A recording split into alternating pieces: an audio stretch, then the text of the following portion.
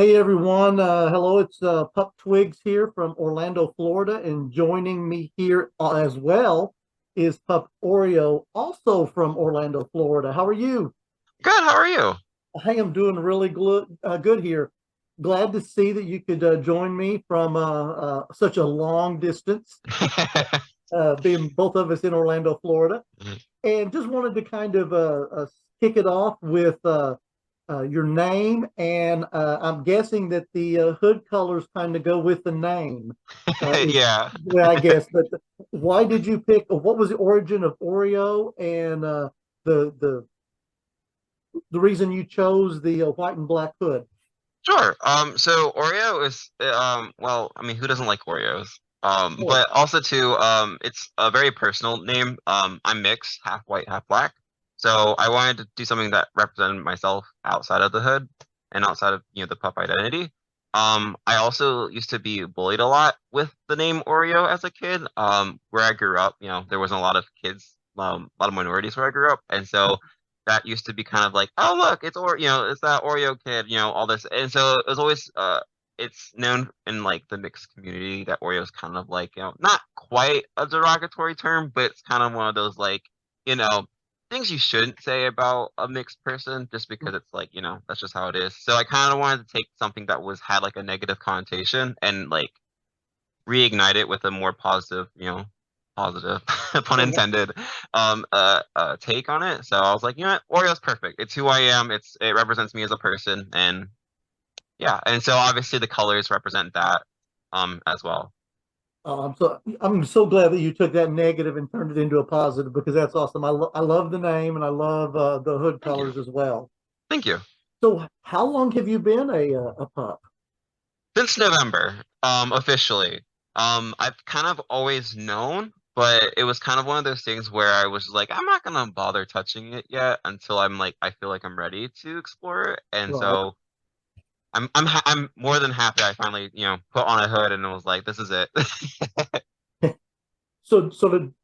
Did you get a hood right away, or was it something that you waited a while before you went out and got your hood? So, it took a while.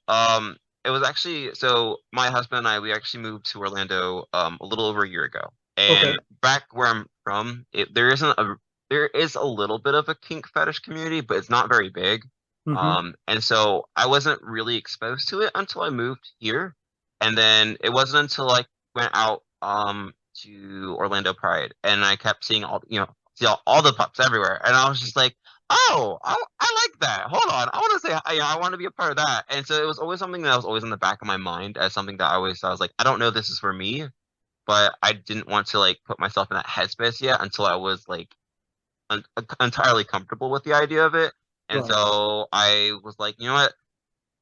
Let me just try it. Let me just order a cheap one off Amazon. And if I like it, this could be the start of something new. And if I don't, well, I only spent 20 bucks. So True. and then it was kind of like a piece of a puzzle that I didn't know I was solving. It was one of those things where it's like I didn't realize this was something I was missing in my life until it happened, and I was like, wow, this is everything. Yeah, it's funny that it works out that way because my first pup hood was from Amazon as well. Because again, I didn't know if that's what I wanted, and then once I got the first one, I've figured out that to me a full hood is just not for me because it's too hot Yeah, here in Florida. Others can that's take it, very true. uh, but I've just gone with the muzzle and absolutely love what it does for me when I'm in it Absolutely. and everything. Well, since you saw the puppies at the Orlando Pride last year, I'm assuming those pups were all from the Hound Pound.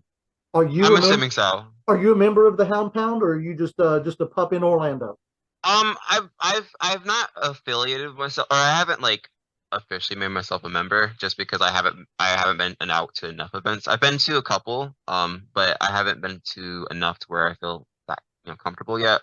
Also, I kind of just like the idea of just kind of just doing my own thing. Of course. I love the fact that packs exist, and I love the sense of community within the pup community. But I've just always been a lone wolf kind of person, Mhm. outside of my puppet identity.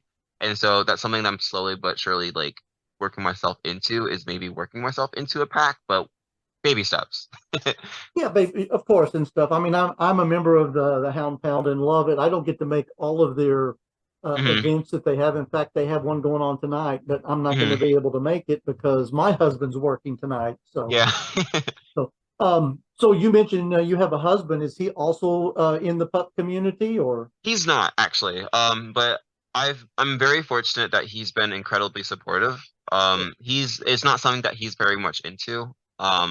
Which, again, I'm not, and it's one of those things where we've had this conversation many times where I'm not gonna ask him or force him to come to something that I know that's gonna be uncomfortable because that's just gonna make me uncomfortable. Oh, of course, And especially with, kinks and fetishes is all about respecting people's boundaries. yes. And obviously that's something that obviously, as him being my partner, I want to make sure I respect his boundaries as well as I would hope he would respect mine when it comes to my interests and whatnot. But he's been very, very supportive. He's been trying to get me out of the house more to go to things and make friends and get out of, my social anxiety and all that. But no, he's been very, very supportive of it, thankfully. Oh, well, good, good. Yeah, I mean, I was the only one that got into it, and uh, he's fully supported it. And then all of a sudden, we went to a pup event one time, and it just clicked for him. Yeah. And we bought his first hood, and now he's an official pup as well here with Oh, the Hound Town in Orlando. So it's pretty awesome.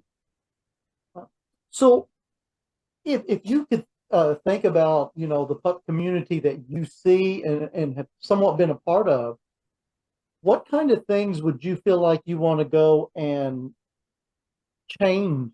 Well, you know what? Let's hold off on that one because that kind that's of fine. ties to the question that is going to be asked of you a little bit later. Hmm. Um, let's think of the easiest and the most difficult part of being a pup. Oh God. Well, I think the easiest part is honestly, well, I can't. I think it's hard to define one easy thing because I think there's so much that's so difficult about putting yourself in the headspace and kind of identifying yourself within that headspace. It Hmm. is it. I think in terms of what you would consider easy is knowing that there's other people out there that are like you, and that in itself is a very comforting thing to acknowledge is that there's a lot of other people who are in the same boat as you. So being able to connect with those kind of people, it's so refreshing, and it's been so easy. I get easy in the sense of like having those conversations with other people and understanding my identity as well as what it means for other people. In terms of the hardest, I guess it's one of those things where you have to figure out where you stand Hmm. in the pup community. Obviously we have our pack roles and whether you're an alpha, beta, or omega, and trying to navigate that isn't very easy because at least for me, I try to envision my pup identity as being something that I wouldn't do in my human form, in that I want to tackle all the issues that I have as a human Yeah. and conquer those as a pup. Like I have pretty bad social anxiety, so I use that headspace to try to help tackle that and not forcing myself into situations to help bring me out, but trying to take those steps in a in a safe environment like that where Hmm. everyone's welcoming and warm and friendly, and being able to tackle those kind of issues in a space that's very warm and welcoming. All right. Well, that's I love that. Um, so, what kind of hobbies do you get into? Well, if it wasn't obvious by the head, I'm a big gamer. And I um figured. yeah, I'm a big gamer. Gaming is a very big part of my life. I grew up in a very musical and very athletic household, so I love music, love playing sports. I haven't been as active as I would like to be, Yeah. being in a new city, but love being outside, love playing sports, love, traveling and exploring and stuff. But yeah, Well, what about any pets? I have three cats. So I have Storm, who's my eldest. She's my little baby. And then I have Boots, who I got shortly after. And then we have a little orange tabby whose name is Crookshanks. And we got him actually shortly after we moved here. Yeah. Oh, that's good because we've also have three cats too. They Aw. rule the house. They sure do. But I love it. I absolutely love it. So, what advice would you give someone that is wanting to get into the pup community? I would probably say take things at your own pace. Don't feel like you have to jump into something right away.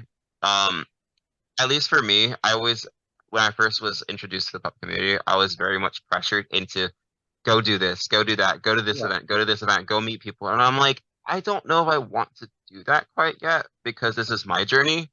So Hmm. I think that's something that people have to understand that regardless of what it is, everyone's going to do something at their own pace, and it's all about whether they take those steps at their own level of comfort. Sorry, my there's Storm, by the way. She No wanted looky attention. there. Um, but yeah, I think it's just, don't feel pressured to do things at a pace that you're not ready to.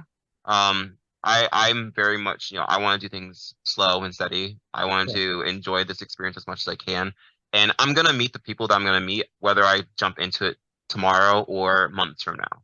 Okay. So I feel like people are just so quick to be like, go do this, go do this, go do this. And that's what I was pressured with when I first came out as a pup. And that would be my advice to someone new, just take your time. You don't have to rush into anything. You don't have to put a hood on right away, Yeah. but do things at your own accord.